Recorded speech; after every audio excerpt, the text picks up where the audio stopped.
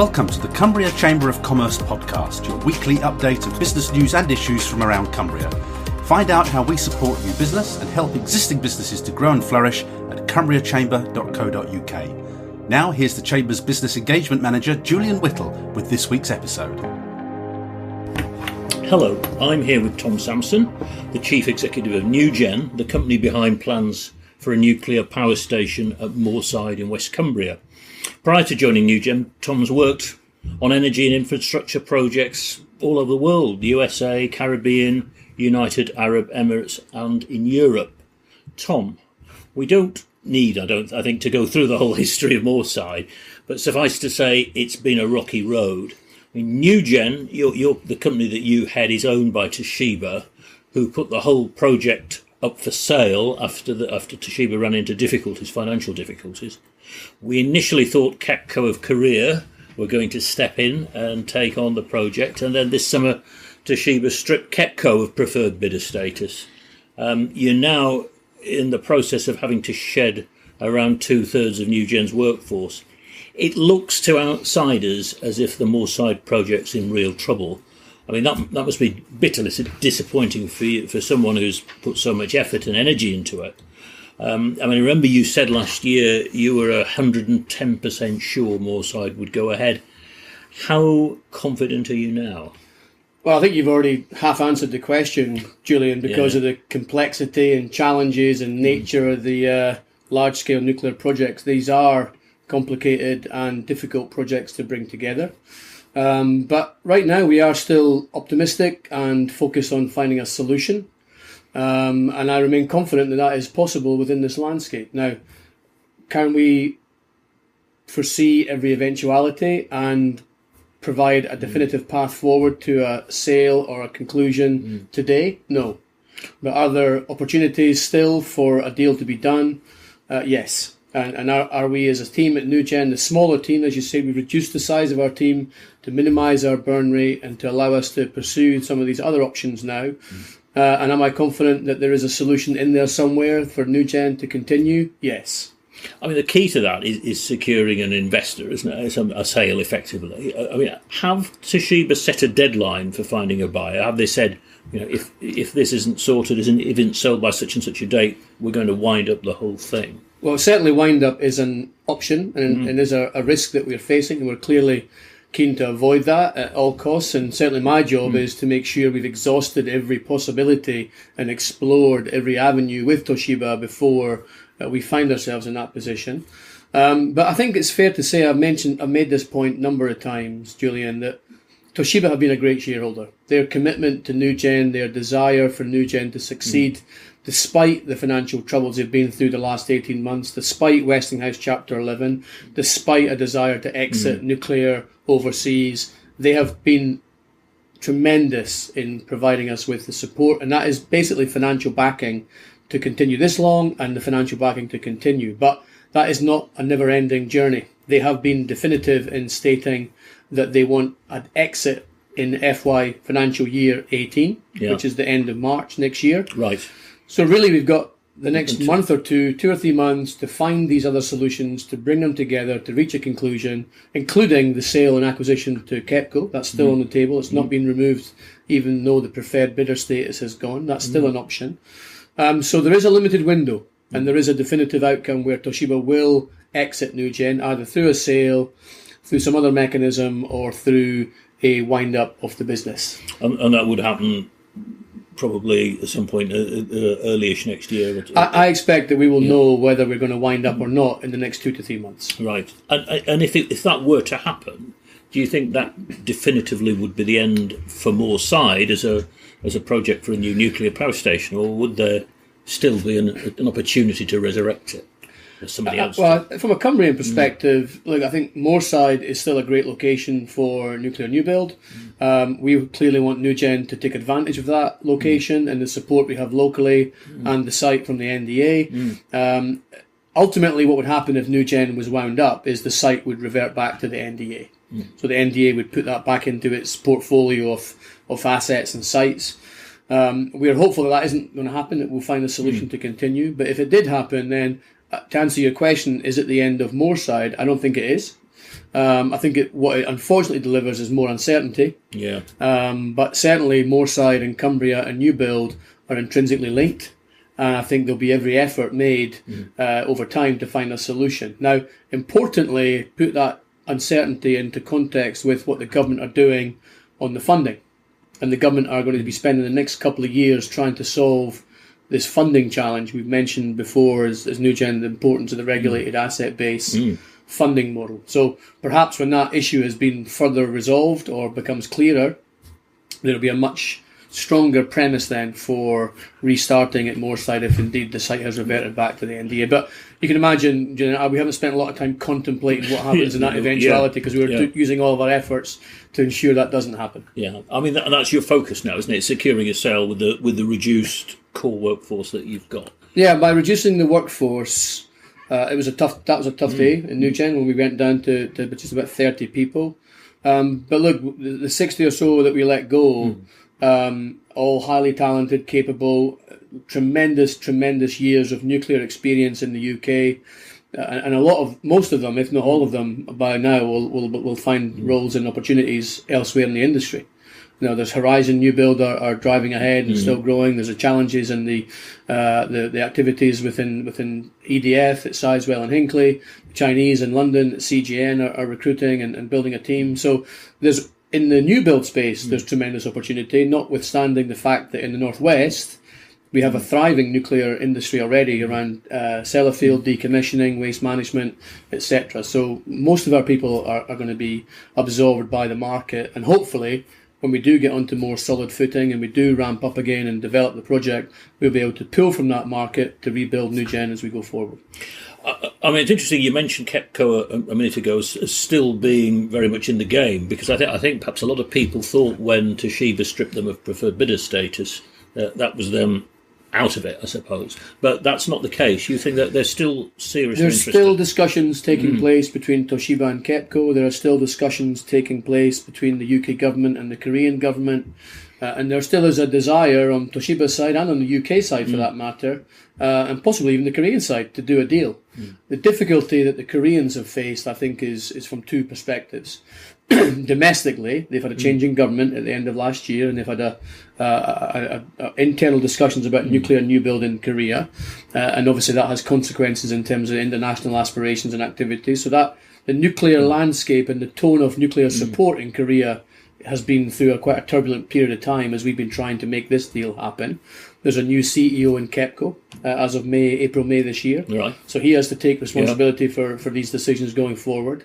And you combine that with, at the same time, the emergence of a new funding model in the UK, the regulated asset-based model. Yeah. You combine those two things to try to get a deal of this scale done, I mean, including the purchase price, and the investment preconditions to come into the UK, you can see why it's been tough and difficult for Korea to make that work. I mean, let's talk a bit about that regulated asset-based model, because, I mean, the reports in the Korean media have suggested that this has been the big stumbling block for Kepco, and they have doubts about whether, going forward, it would give them a good enough rate of return compared with maybe the other projects they're doing elsewhere in the world. Now, you told the Cumbria Nuclear Conference recently that regulated asset base is a viable way forward for Moorside. I wondered what you thought the plus points of that model are, and perhaps how can you reassure potential investors, whether it's Kepco or whether it's somebody else, that funding model will work for them? Well, let me talk about the application of the RAB, as we call it, the regulated asset-based model to nuclear. Look, it's been done before on large infrastructure projects, namely Thames Tideway Tunnel and Heathrow, and so both of those projects have benefited from a RAB-based funding model.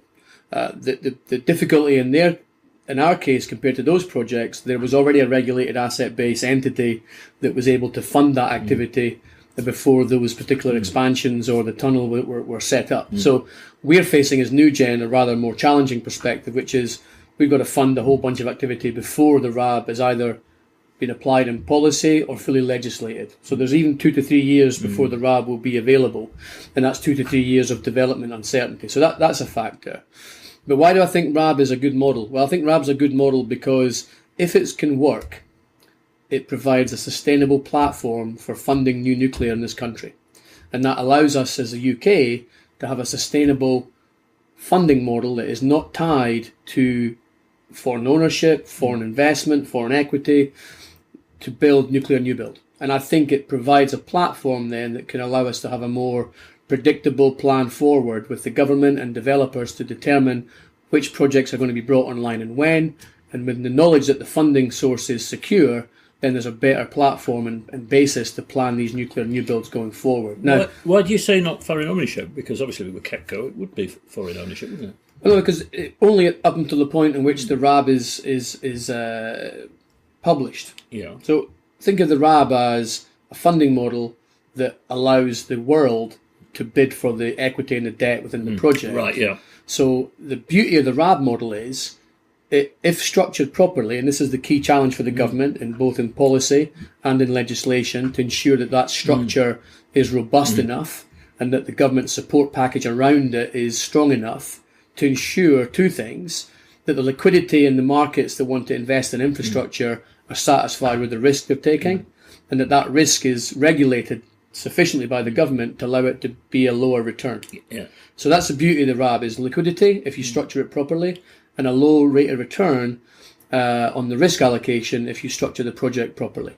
So that allows you to reduce the weighted average cost of capital for new nuclear significantly. That's the benefit, but the disadvantage, and this is where I was coming back to the point about how do you reassure potential investors. The problem is because the price for the electricity that's produced at the end of it is governed by regulation, and that the developer gets a guarantee that they'll recoup their costs. So if it costs more to build Moorside than was envisaged initially, then they know they can reclaim that, and that's how the lenders can be sure that they'll get their money back. But there is a concern that they won't be able to make enough margin on top to give a reasonable rate of return to shareholders. Well, I think there's two things to say. One is that the RAB model is based on a layered approach to risk. So there's the contractors, there's equity, there's the revenue stream, there's the government, and there's a support package around it. So there's a whole series of mechanisms that need to be applied to each of those layers to allocate the risk in a balanced and appropriate way. And if you balance that risk allocation properly and you have the right level of support around it, you can open up the equity and the debt to a competition. That's what happened on Thames Tideway Tunnel. The market bid for the equity and they looked at the risk and they said that's the price for that equity and that's the price for that debt based on the risk attached to each one.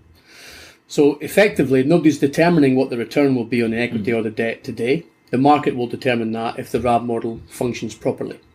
So the difficulty that Korea has and what they've struggled with is they may want to participate in that RAB funding, but because the market hasn't yet defined what level of return it will attach to that risk, because the deal's not structured, the risk's not allocated, it's very hard for them to understand what their return will be.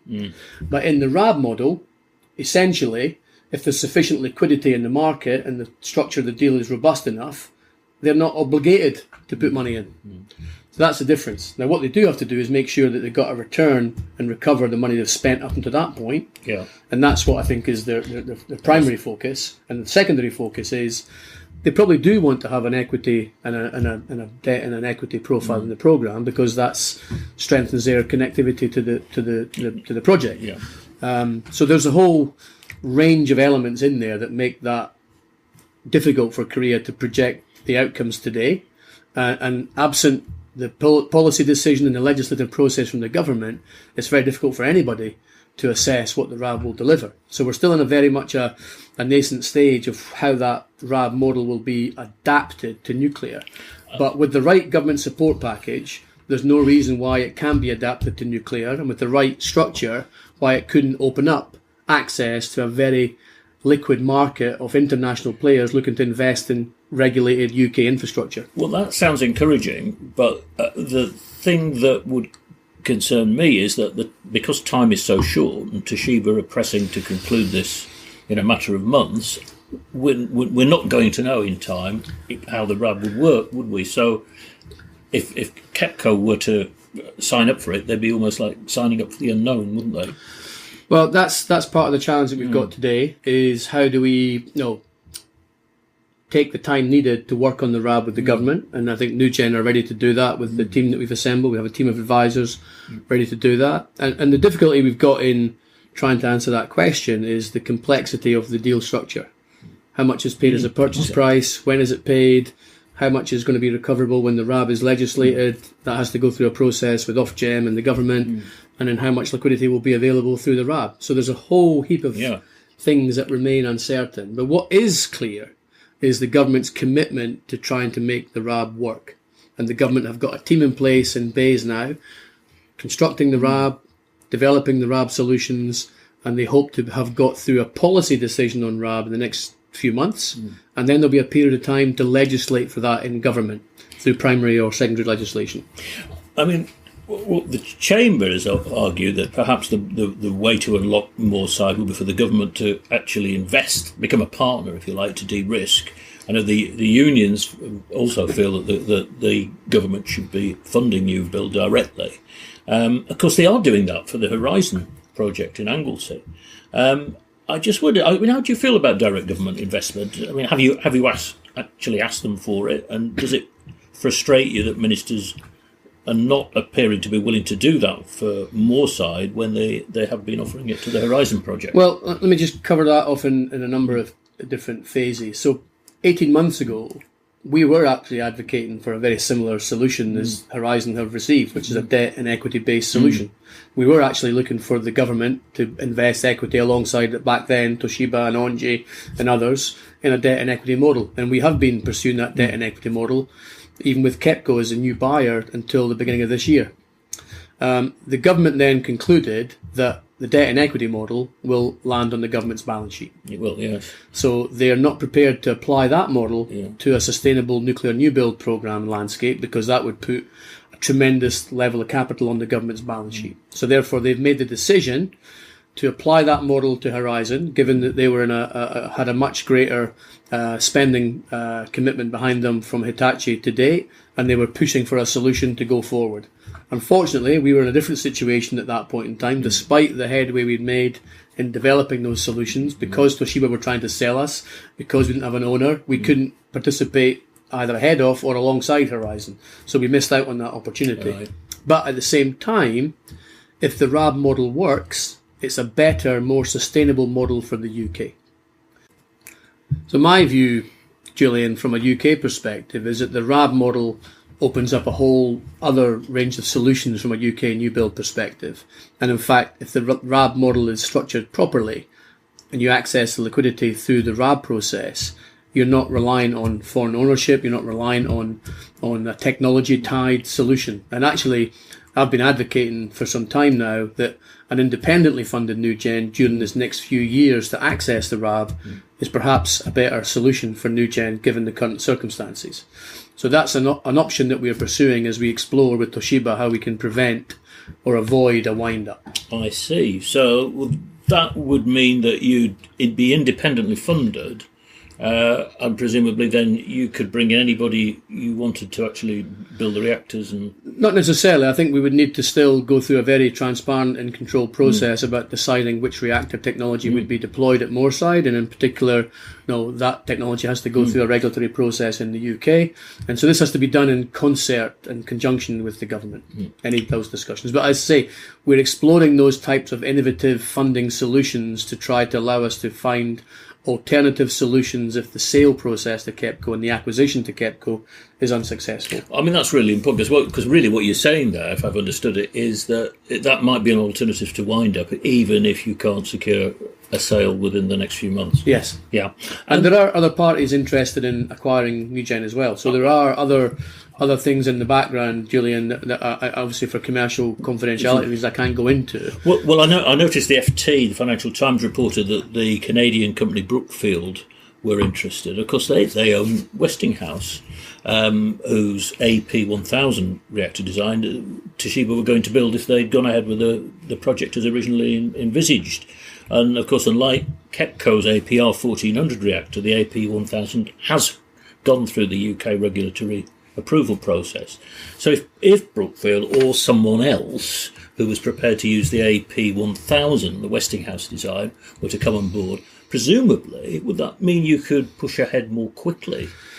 Well, you had two ifs and presumably in there, Julian, so I'll try and answer with some degree of certainty. Well, I think at the end of the day, clearly the AP1000 as a technology has already got a GDA in the UK, and so it's very good from that perspective on the front end. And if there was an interested party willing to acquire NuGen to deliver that technology, then that would be a fantastic solution from a UK perspective. It would allow them to move forward quickly. However, we still have a DCO process to go through and an EIA process to go through, so that planning process is still ahead of us.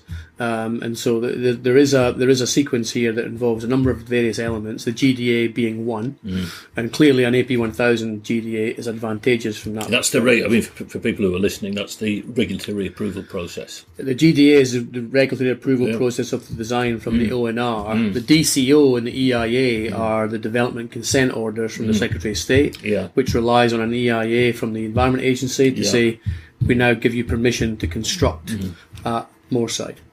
Okay. Now, we've seen the cost of renewable energy come right down. I mean, the strike price for the latest offshore wind projects in the North Sea, I think, is down to about 57.50 per megawatt hour. Now, given that renewables are becoming cheaper, does that undermine the case for nuclear new build? No, I think if anything, it strengthens the case for a sustainable nuclear new build programme. The reductions that we've seen in renewable projects in the UK over the last 15, 20 years is the conclusion of a sustainable renewable deployment programme. Not just two projects 5 years apart, but a sustainable programme that allows the lessons learned and experience and delivery track record and manufacturing improvements and scale all to come through and manifest themselves in cheaper and cheaper and cheaper projects.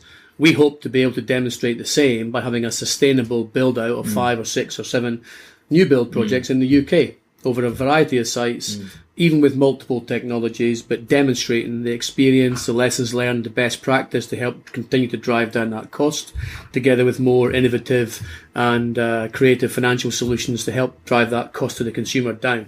So that's the parallel.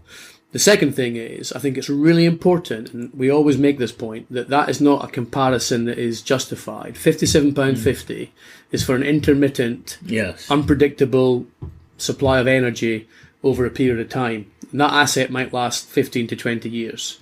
You compare that with the current number that's referred to a lot as the Hinkley Point C price, £92.50, or our target to get down to at or below 70.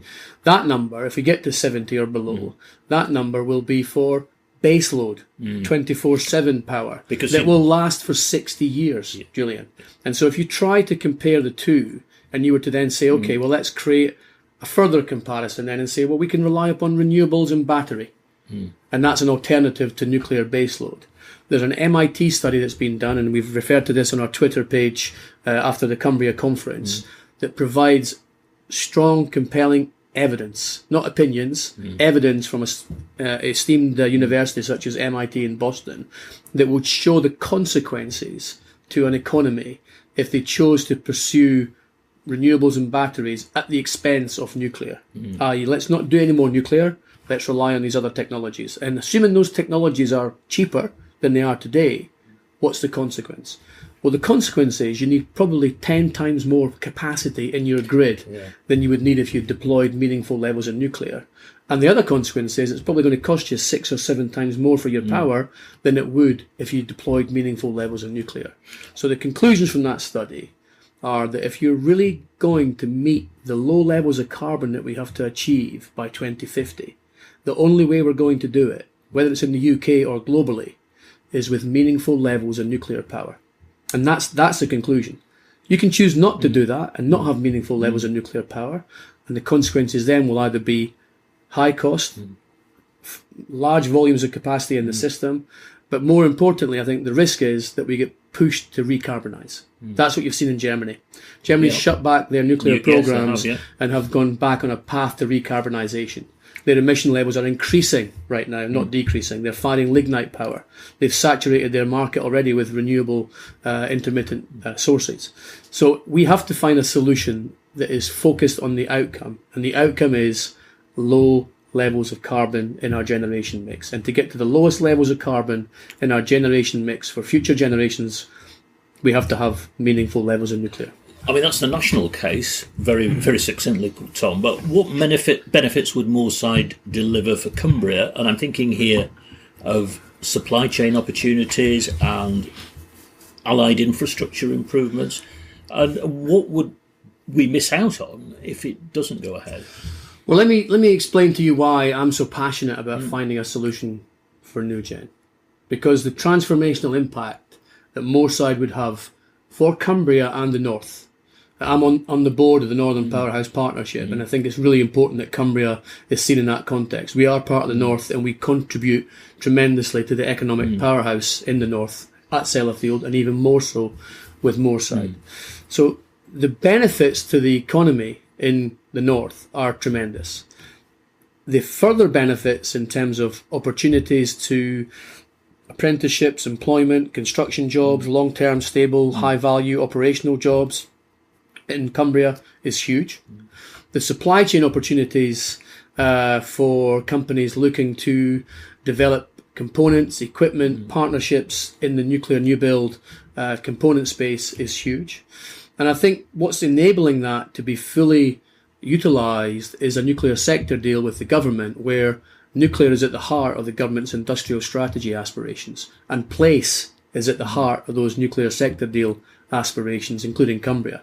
And the LEP here, with Joe Lappin and the team, are looking at how we can make place a firmly focused part of the Cumbrian LEP's ambitions for taking advantage of this huge industrial strategy opportunity, and in particular within the nuclear sector deal.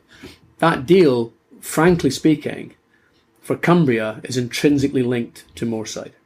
Moorside changes the game in Cumbria in terms of investment, productivity improvements for the UK, employment opportunities across Cumbria, apprenticeship opportunities for kids in school today in West Cumbria, supply chain opportunities for companies that don't even exist in Cumbria today. So new companies coming into Cumbria to take advantage of a 15 to 20 billion pound investment on the west coast.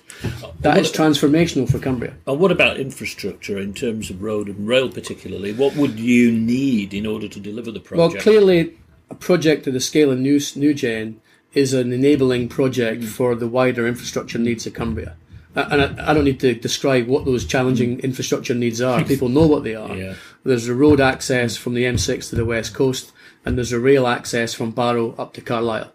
We've already been working closely with the LEP to try to advocate through Department of Transport and Network Rail for a programme of rail improvements that are intrinsically tied to our additional freight traffic and additional worker traffic that we have committed to keep on the rail, to try to minimise the impacts on the road. So we can help facilitate the investment required in that infrastructure, because we will be creating significant additional demand that can only be accommodated with that additional infrastructure investment. So we are a key enabler to that investment in upgrades to the roads and the rail.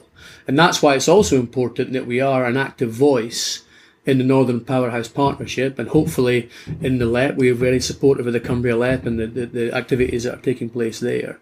But through providing a much more coherent voice through the Northern Powerhouse Partnership, the rail investments that they're trying to secure, the Transport for the North agenda that they've got on the table, we can strengthen our case for Cumbrian investment in road and rail. And that's what I hope to do by making NuGen a focus for those conversations with the government if we are successful. Now, that's not to say that those investments are not still needed even without NuGen. But the case is weaker, isn't it? Well, think of it as an enabler. NuGen can be a much, much faster enabler for those improvements if we go ahead. But the case is still there for those improvements, even without NuGen, because Sellafield has got tremendous activity up there. The opportunity to unlock IP, technology innovation, export potential in West Cumbria from Sellafield Innovation. They're the world-leading decommissioning and waste management centre in the world. Now, we talk about Cumbria as a centre of nuclear excellence. Sellafield is the global centre of decommissioning and waste management. And you unlock the IP, the technology, the innovation, the opportunities that are already inherently built into what's happening in Sellafield and export them. That's already an ambition within the nuclear sector deal. But that potential as well will be hindered without rail and road improvements. Yeah. So there's still a case there to be made in Cumbria for those things to happen even without NuGen. I see NuGen as the enabler to make that argument much more loudly and much more quickly. So final question, Tom, is hand on heart, the next 6 months, how do you see those panning out? And if we were to be sitting here again in a year's time, where do you think the project will be? Well, the next 6 months is crucial. We're at a turning point here. I think, importantly, we saw it at the Cumbria conference a few weeks ago, and I've since followed up with multiple conversations with both the Minister, Richard Harrington, and I met the Chancellor in Birmingham a couple of weeks ago. NuGen is on their radar. We're getting as much support as we could expect to receive from the government, absent a direct capital injection. And that, for me, is enough for me to try to find these other solutions. So I've got as much support as I need right now from the government to find a way to try to create some of these more innovative solutions. I'm hopeful that that will happen. And I'm hopeful in 6 months' time, we'll be able to speak with more clarity and certainty over what's going to be happening at Moorside in the coming 2 to 3 years. Okay, thanks very much, Tom. You're welcome. Thank you for listening to the Cumbria Chamber of Commerce podcast. You can find out more about how we're supporting Cumbrian businesses at cumbriachamber.co.uk and cumbriagrowthhub.co.uk. In the meantime, thank you very much for listening, and we'll have another episode for you next week.